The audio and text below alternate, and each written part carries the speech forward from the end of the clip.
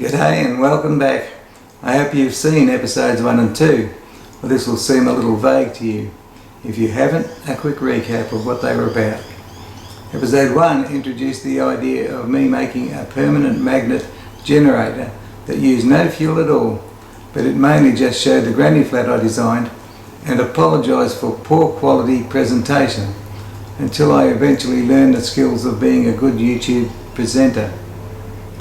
It won't hurt to put up with amateurish presentations a little longer, since I am not waffling for an hour or two, as others do. And this really is amateur at present. Maybe down the track I get a following large enough to hit you with a few ads and scrounge a few US greenbacks out of Fort Knox by attaining higher viewer numbers. But that's pie in the sky right now. Just wishful thinking. I reckon my chosen subject matter is something really cool and will be the best thing since sliced bread if it sees the light of day. Who wouldn't want to run their houses and cars for free? It's worth tolerating a lack of polish if at some stage you find out how you can have free power for the rest of your life. So sticking around is little skin off your nose. Also, I'll be changing topics a lot, so you just might be interested in what I change to somewhere down the track.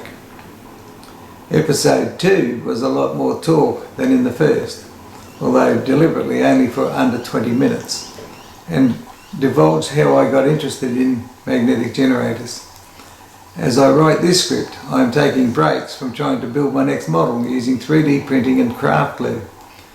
In between episodes, I watched some training videos on how to be a good YouTuber and how to get video files onto my presentation to take attention away from my wrinkled old mug. In this episode, I write more background information on my journey towards hopefully cracking the over 100-year-old problem. The 3D model parts don't fit together, so I spent hours pairing them to get the magnets and shields in place. It's very difficult, believe me. Cutting away the glue from the first model to recover the magnets makes the second even harder. My hands are not only sore, I have burned and cut my left hand twice, only small cuts, so pounding the keyboard for my spiel is relief. When my thumb cut heals and my finger ends are less tender, I will concentrate on the build. The things you don't know. If you anticipate you will see anything groundbreaking in this episode, you can deflate now.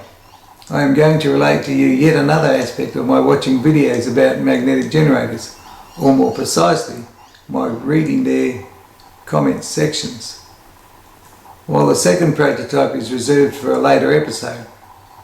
And yes, if you look closely, you should be able to see my eyes move as I read a fully scripted PowerPoint presentation.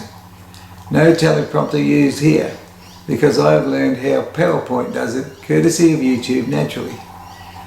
It's tricky, and that's why I got the speed wrong on the second screen in episode 2. Preparing for episode 3, I still don't trust myself to wing the narration.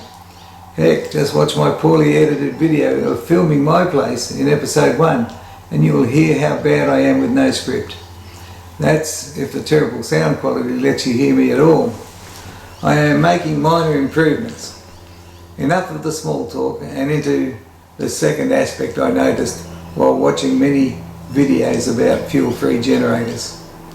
I really don't know how to summarise it short of asking what's going on. Maybe somebody can piece together my spiel and tell me in the comments. Let's begin with, despite science saying free fuel is impossible, thousands have tried it. And although we still have no such machine, thousands keep trying. YouTube has enough of them already, but it's all effort and no results. It looks like Nikola Tesla was among the first to think it was possible, but he gave us the grid instead. Since Tesla, the man, not the car, there has been a long procession of others who have given us nothing. Of note is Muammar Yildiz, last alphabetically on my episode 2 list. That guy has peddled his invention for nearly a decade and yet there is still nothing we can buy at a Costco, Walmart or Amazon. I even watched someone replicate his model on YouTube, only to find at the end of it, it didn't work. If you watch early clips of Yieldits, he's wearing them at universities and in boardrooms with a running model, but he's really got nothing. How does he fool people in a room? Scammers can do it easily on video clips. Take the guys in dresses in their backyards running a few chickens who make machines so big you couldn't put them in a car. Their frames are made of hollow tube steel, and you could easily hide batteries and wires in them big enough to run their welders for 30 seconds. Videos made for the really gullible, of which the world has no shortage. Check out Richard Willis. He tried to get $1 million out of the Dragon's Den 9 years ago. He features in my episode 2 of No Shows. Where is he now? And then you have the rambling Jared Moran, the Canadian, also pushing a decade of empty promises. But the granddaddy for pie in the sky is the USA's Troy Reid. He could have beaten Elon Musk to the punch, but he went nowhere instead. He is the guy in episode 2 who lifts the bonnet or hood of his so-called magnet-powered car that runs off a single lead-acid battery. Creative Think is someone I have not listed thus far. And it has the most dinky little models. Even if they did work, you couldn't run anything more power hungry than a small LED. There are many like him, but less successful. Then there's Daniel's Inventions. This one is good for a laugh as the kid sticks his massive thumbs up and grins every 2 minutes. His positivity is not matched by anything of substance. The plethora of crazy videos out there is mind-boggling. I have hardly scratched the surface with what I have experienced, and it's enough to make you conclude it's all pie in the sky. I nearly did, but my reasoning tells me there may be something in it, despite all that I have seen and read. The haystack with the needle looks no different from the rest.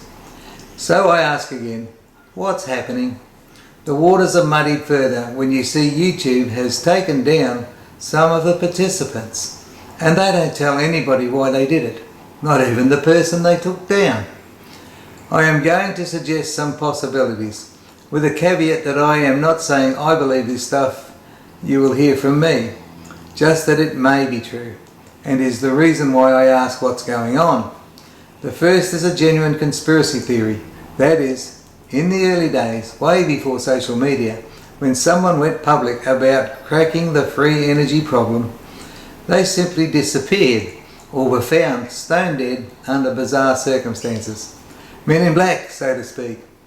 We presume governments didn't want power to the people, and many people were accusing governments of taking inventors out.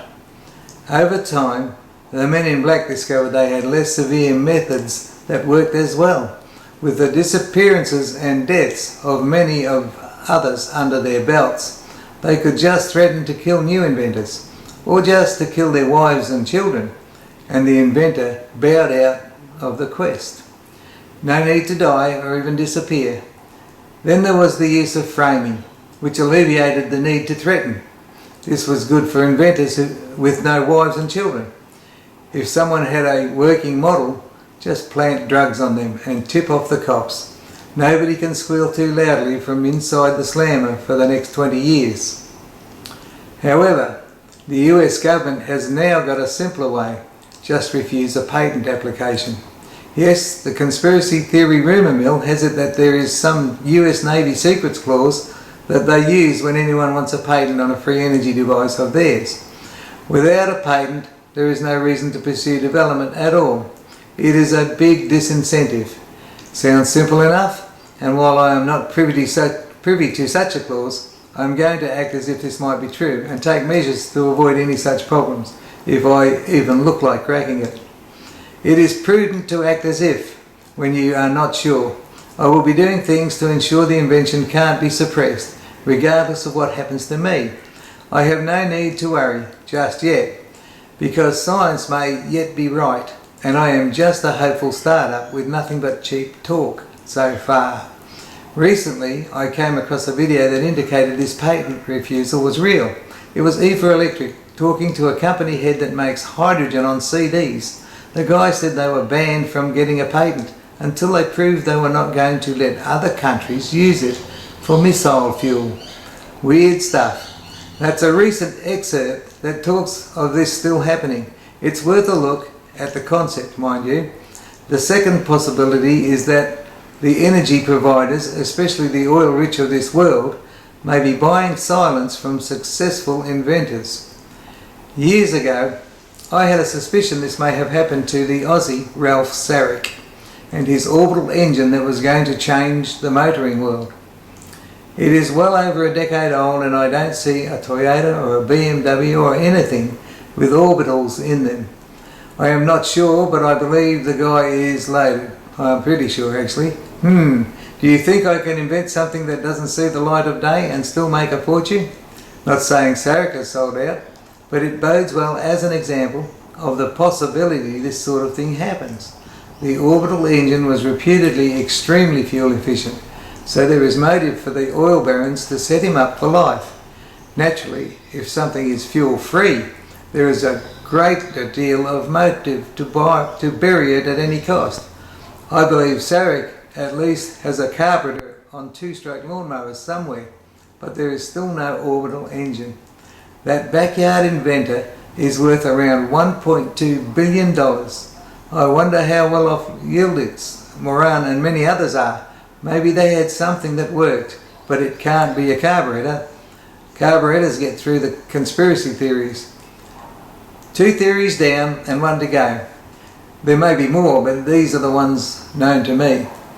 The final theory is probably the right one, if any one of them is to be correct. That is, you can pretend you have cracked it and make big bucks on YouTube, but that's only for the failures, and that's what we see a lot of. Creative thinking again comes to mind. I saw 4 dicky models that had over 1 million views each, while none of these models are of any use and not one is for sale. If you check out the revenue YouTube forks out for 4 million views, it is a tidy sum, and for 4 dud offerings. Are there any of these that have the basis of a working free energy generator? Wouldn't it be ironic if someone pretended so well they ended up dead, when their invention was just a scam for YouTube? So, what are the main offerings of free energy generators on YouTube? By volume, those that are so small that they would hardly light up your standby light on your TV are the most prolific. Yep, stick magnets on a used CD and watch the whole room light up after dark. Not. Or wrap a copper wire around a 4-inch nail and make something of that. The probability of being able to scale these up for any useful purpose is highly remote. It's all about that power to weight ratio, and even though those little things are light, the relative power they produce is even lighter. Excuse the pun. At the opposite end of the scale are a few that are so big you could not get them into a car's engine bay. While these can light up a room with banks of floodlights, by the time you scaled them down enough to be practical, they would hardly power a desk lamp. If they are made small enough to fit in an engine bay, they wouldn't power the electric windows. An electric motor is out of the question. Nothing really looks viable, except for what Yildiz and Brady, the Perendev model inventor, have each made, and too many years have passed with no commercial results for them to be given any credence. Put simply, we don't even need to worry about conspiracy theories for most examples, because they are obvious failures when you see them. You can get continual circular motion, and that can be displayed by the V model that turns a skateboard wheels simply by having a cam where the start and end meet, but this doesn't appear to be scalable. It looks like the wheel needs to be the size of a car to move it, and no room for occupants. It also appears as though any load to pick up battery storage would stop the rotation. Conceptually, we need something with some grunt, yet remain small and light. There is nothing viable up to now. Fortunately, on the issue of scalability, most applications won't draw power 24/7. Your oven is probably on for just 1 hour in the day, so a generator that runs 24/7 can be small and just charge up capacitors and or battery pack. Cars aren't driven a full 24 hours in a day, and a reasonable upper limit is probably 12 when taking a hurried long trip. Thus your generator can take over twice as long to produce the power needed. If you start with a full battery from your wall charger in the morning, as you deplete it by driving, the generator is replenishing it, showing the discharge rate, slowing the discharge rate. At the end of 12 hours, you are nearly back to flat, but you stop at a motel and can get a charger to refill while you sleep. Then another day's drive is available. This is superior to current electric cars for a few reasons. First, you don't have to wait to recharge mid-drive, so no hold-ups on the journey, no 5-hour lunch breaks. Next, you don't have to find a charge station and are never left waiting in line behind other cars. Then there is the efficiency of carrying less weight, so long as the generator and battery combined are lighter than the usual battery pack. That should happen, but not while generators are large and the power from them is low. Before I finish, let me comment more about government interference. Conspiracy theory number 1. I think outside the box, and there's an ancient precedent I need to raise. In the Bible, everyone went to Jerusalem to be taxed once a year. It was simple, and it showed that governments can tax you as easily as that.